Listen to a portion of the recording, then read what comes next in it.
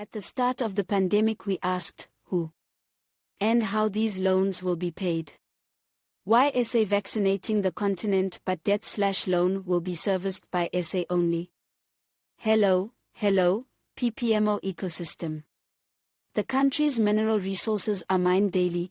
Where are the revenues from our natural resources? It's important to see the link below or search John Perkins. Economic hitman who is exposing the practice. A key input to ensuring African countries are poor even though rich in natural resources. Critical data for SA and continent. Some of the loans taken in Ramaphosa's term in office. Less than 5 years.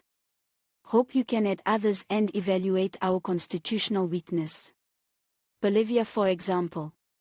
1. 500 billion for COVID. April 2020. 2. IMF Financial Lifeline $4.3 billion equals 65 billion rands. July 2020. 3. World Bank and IMF. SA gets 750 million equals 12 billion rands. 4. Green energy loan. While they continue with fossil fuels. 130 billion. 5. April 2022 SA had collective debt of 1.8 trillion. 6. June 2022 another 7.6 billion rands. We wonder what we put up as security, seriously. Now consider John Perkins' disclosure to the world.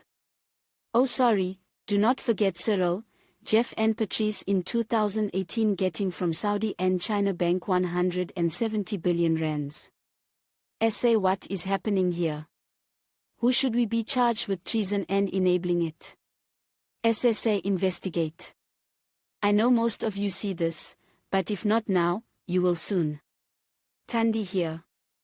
Awesome, have a great one.